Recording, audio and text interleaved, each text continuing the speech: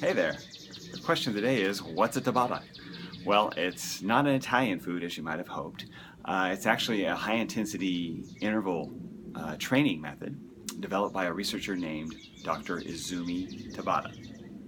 And he basically took these athletes, these well-trained athletes, and put them through a circuit or interval training of 20 seconds of high-intensity exercise. It was on a recumbent bike, actually, so they go all out on this recumbent bike for 20 seconds with a 10-second rest, and they repeated that 20-second on, 10-second rest cycle 8 times, one right after the other. So 20 seconds on, 10 seconds off, 20 seconds on, 10 seconds off, 8 times, 4 minutes of continuous exercise like that, which increased their what's called a VO2 max, or their oxygen consumption.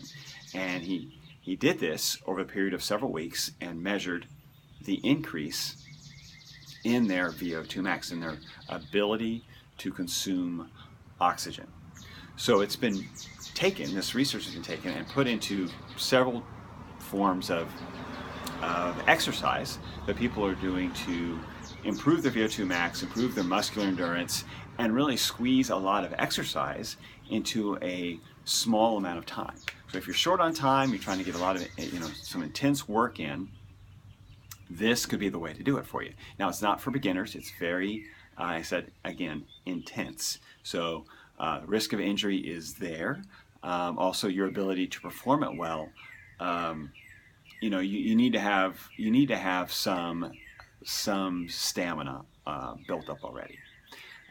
So you can do it aerobically, as he did it, primarily. Well, it's aerobic, but through what's considered a cardio type of movement, like on an exercise bike, sprinting. So sprint 20 seconds on, 10-second rest.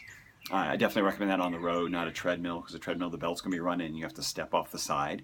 You can't slow the treadmill down enough to do this, to maintain this schedule. You could do it jumping rope, or doing jump squats, or a rowing machine is great too.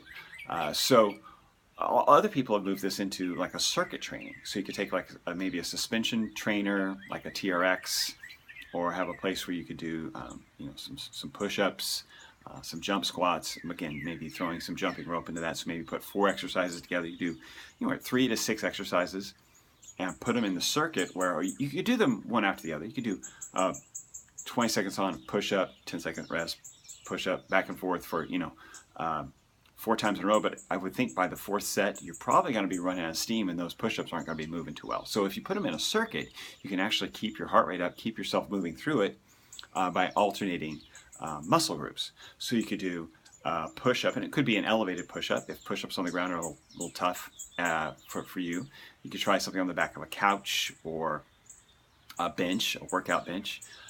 So it's elevated, you're up a bit, and you can actually complete those 20 seconds of fast-paced push-ups. So you're doing these as fast as you can.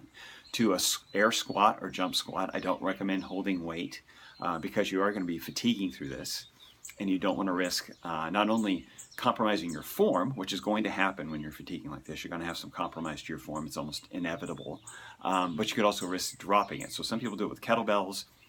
I see a risk of not only a back injury from form compromise, but also the possibility of actually dropping the kettlebell, flinging across the room. You could also drop a weight on yourself. I think it's just safer to stick with body movement and using equipment that's not going to hurt you if you have to let go of it or stop suddenly. So again, cardio equipment like a recumbent bike or a rowing machine, jump rope, jump squats, rows, push-ups. You could throw in some core exercises if you want to. Just make sure it's something that's, the movement should be large muscle groups. So if you want to throw in a plank there, you could, but that's not really going to get your heart rate up. You're not pumping a lot of blood. So the idea is to pump a lot of blood through the muscle, use a lot of glycogen, and that's where the aerobic and anaerobic components come together. So your aerobic is maxed out, obviously, because you're doing an intensity level that's way above your aerobic capacity. Aerobic capacity usually starts to fall off past the 80% of max heart rate. Many people who do Tabatas are well past the 90% of max heart rate. You could have your heart rate well over 200 beats a minute.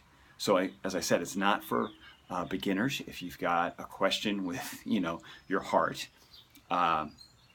you may not want to do this. Definitely get a doctor's clearance because it is going to put stress on your heart. You're going to be light-headed at some point, sucking wind, possibly nauseated. And you think, well, is this good? Well, it does increase your VO2 max. It increases your body's ability by pushing your limits beyond what you would normally be comfortable doing. And it's intense in that it's compressed into a short period of time. So you're getting a lot of work compressed. So you could do 4 exercises, like I said, the rowing, the push-up, a jump squat, and maybe jumping rope. 4 exercises, 20 seconds on, 10 seconds off, rotating through each one. You'd be done in about 16 minutes. And you would definitely feel like you got a workout in those 16 minutes. So if you're up for it and you feel like your heart can handle it, get a doctor's clearance if you're not sure. But give it a shot. Let me know what you think. I wouldn't do this more than a few times a week. And starting out, you may just want to do it once or twice a week and start at a slower pace. Get in a 5-minute warm-up of whatever movements you're going to be doing. I'd say warm up with those exact movements at a slower pace for about 5 minutes. Let yourself recover from that for a few minutes, a couple minutes, and then hit it. And again, at first, maybe not do the 8 rotations. Do 2 or 3 and see how that feels, and just get used to your heart rate pounding through your chest and coming up into your throat. Great feeling, huh? So start with a warm-up, ease into it the first week or 2, and then hit it and doing through 8 rounds, okay? Whether you're doing 8 rounds of the same cardio or 8 rounds of 4 different exercises, 30 seconds each, 20 seconds on, 10 seconds off. Oh, another thing. It's going to be hard for you to look at a watch or a clock while you're doing this because you're huffing and puffing. Again, probably blurred vision, sweat in the eyes. Sounds like fun, huh?